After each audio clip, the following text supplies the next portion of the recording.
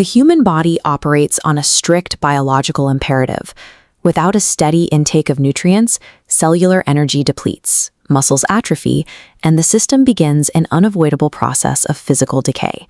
For centuries, the baseline standard for preventing that decay was daily bread. It was the fundamental requirement for physical survival. But the Gospel of Matthew suggests a secondary, invisible hunger exists, a spiritual vacuum that physical food cannot reach.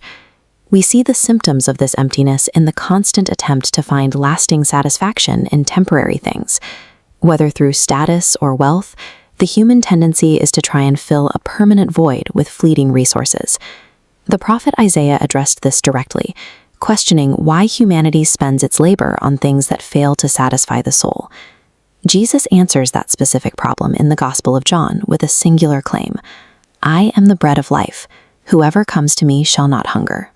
This dual starvation, one visible and one internal, is the context for that offer.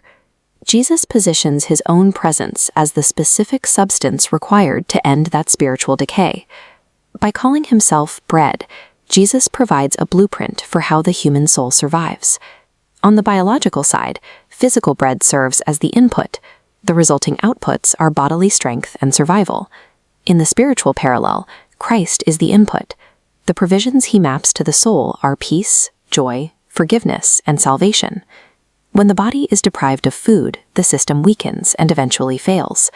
Within this analogy, a soul without Christ exists in a state of spiritual death, a total internal emptiness. This makes the bread of life more than an optional addition to a good life. It is the foundational requirement for spiritual existence. This analogy was integrated into Jesus' life long before he began teaching, starting with the specific geography of his birth. The historical record places the birth of Jesus in the town of Bethlehem. In Hebrew, the name of the town itself is a combination of two words, Beit, meaning house, and Lehem, meaning bread. Bethlehem literally translates to the house of bread. This is the physical site where that history is commemorated today, at the Church of the Nativity.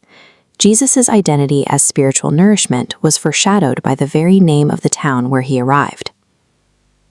While temporary earthly fixes fail to fill the human vacuum, the solution Jesus presents is permanent. In this spiritual context, consuming the bread means placing active belief and faith in Jesus. The book of Revelation provides a look at the ultimate result of that belief. It promises a state where the persistent spiritual hunger and thirst of the human condition simply cease to exist for those who belong to Christ.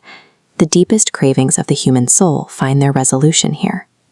In Jesus Christ, the living bread,